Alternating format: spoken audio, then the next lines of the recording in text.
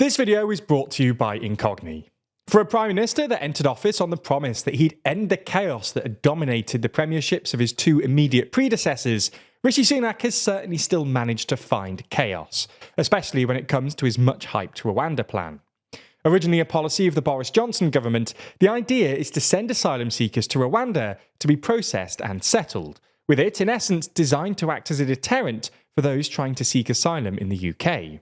For his part, it seems that Sunak has staked his entire premiership on the success of this plan, with it forming one of his 5 priorities for government, and him repeatedly assuring voters that he'll get the first plane off the ground. However, with time ticking down until the next election has to be called, whether he manages this is still very much an open question. So in this video, we're going to have a look at a brief history of the Rwanda Plan, what's happened in the last week, and whether the House of Lords have actually pretty much killed the plan.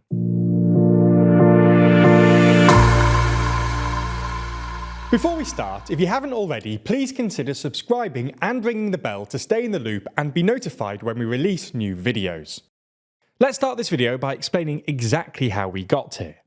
Only a few months after Sunak stated that the policy was one of his 5 priorities, the plan was challenged by the European Court of Human Rights, which blocked the first flight from taking off on the grounds that the passengers would face a real risk of irreversible harm.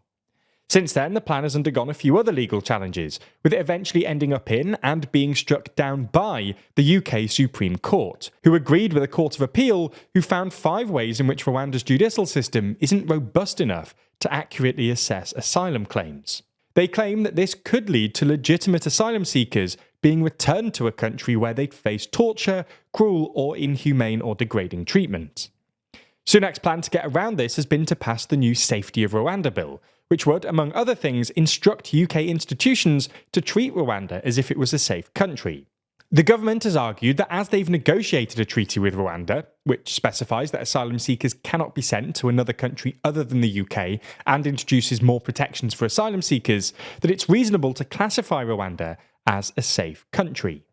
However, a number of people and groups have remained unhappy with Sunak's approach, not least the House of Lords. The Lords have, in the last week, insisted upon 2 key changes to the legislation.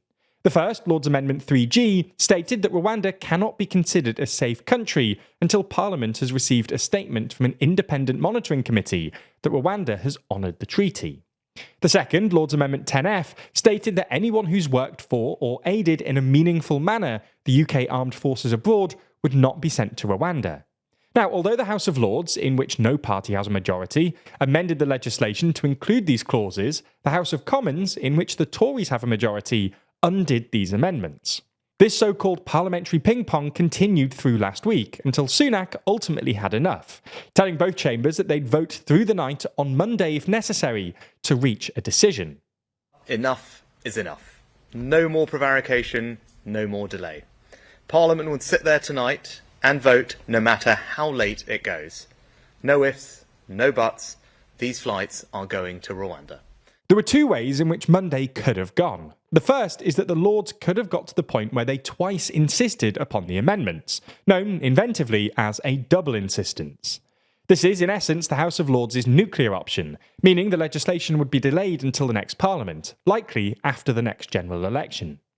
However, knowing full well that blocking the elected government's legislation would bring into question their democratic legitimacy, the House of Lords very, very rarely resort to this. In fact, the last time they did this was back in the 1997 to 1998 Parliament with the European Parliament Elections Bill.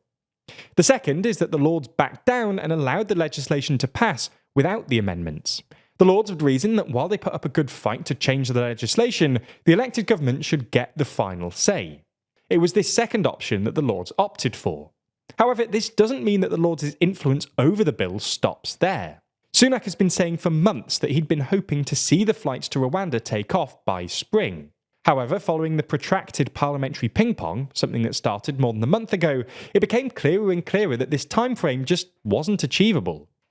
In his press conference on Monday, the Prime Minister updated the timeframe in which he expects the first Rwandan flight to take off, now stating that he believes that it'll take place within 10 to 12 weeks.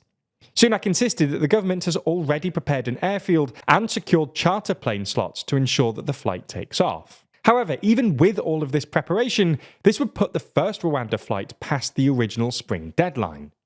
The government has been clear that they blame the House of Lords and the Labour Party for the delay, with the Leader of the Commons, Penny Mordaunt, stating back in March that, "I wish to blame Labour for this delay," and Rishi Sunak stating on Monday that Labour peers in the House of Lords contrived to stop the Safety of Rwanda bill.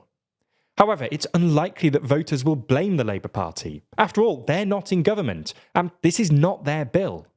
They'll likely blame Sunak, a man who has staked his whole premiership on getting flights to take off ahead of the next general election.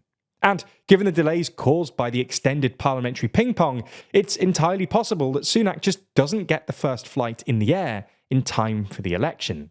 Asylum seekers are still able to challenge the policy on an individual basis, even if Sunak's plan prohibits them from challenging the policy as a whole. If these challenges make their way to the ECHR and it rules in favour of the asylum seeker, then the Rwanda policy stipulates that the civil service should ignore the ruling. However, this could lead them to breaking international law, which is unsurprisingly prohibited by the Civil Service Code. It's entirely possible then that Sunak could still be delayed by further legal action, or even the civil service, with these potential roadblocks preventing the first flights from taking place before the general election. With Labour so far ahead in the polls, it looks likely right now that they'll be the ones to form the next government. If they do, the Shadow Home Secretary, Yvette Cooper, has stated that they would scrap the policy, calling it unaffordable. So, while the Lords may not have completely killed the bill this week, their delay might have pushed the first flight far enough back that it just never takes off.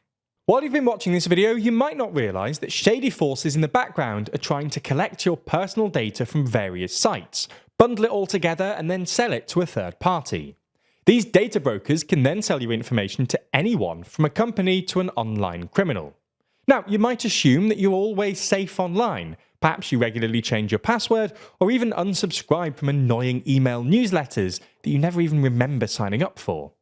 Unfortunately, this doesn't always save you. Companies that hold your data can still fall victim to a data breach, meaning that these data brokers can still compile all of your information and sell it on to others.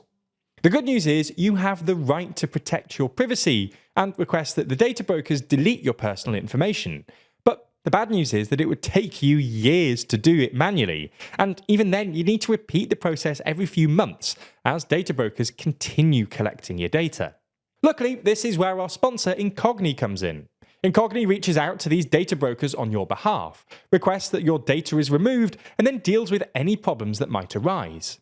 Even more, Incogni is persistent and will put in multiple data removal requests after your data has been removed to make sure it doesn't go back on the market. So create an account with our link in the description, grant Incogni the ability to work on your behalf, and sit back as they make you safer. Plus, by using our link, you'll get an exclusive 60% off an annual Incogni plan. Thanks for checking it out, and thanks to Incogni for sponsoring this video.